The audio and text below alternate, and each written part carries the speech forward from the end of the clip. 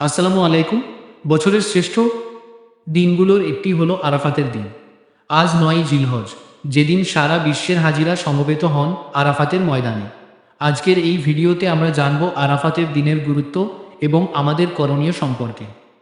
Visual: আরাফাতের ময়দানে সাদা পোশাকে মানুষের ভিড় এবং প্রার্থনার দৃশ্য। রাসূলুল্লাহ সাল্লাল্লাহু আলাইহি ওয়াসাল্লাম বলেছেন, আরাফাতের দিনে রোজার ব্যাপারে আমি আল্লাহর কাছে আশাবাদী যে তিনি এর মাধ্যমে পূর্ববর্তী ১ বছর ও পরবর্তী ১ বছরের গুনাহ মাফ করে দেবেন। এই দিনে আল্লাহ তায়াল তার বান্দাদের দিকে রহমতের নজর দেন এবং ফেরেশতাদের সামনে গর্ব করে বলেন, আমার এই বান্দারা কোথা থেকে এসেছে? কেউ কুরআন পড়ছে বা দোয়া করছে এমন? যারা হজে নেই তাদের জন্য এই দিনটি অত্যন্ত ফজিলতপূর্ণ। আজকের দিনে আমাদের যা যা করা উচিত: রোজা রাখা হাজিদের ছাড়া অন্য সবার পারি জন্য এই দিনে রোজা রাখা অত্যন্ত সওয়াবের কাজ।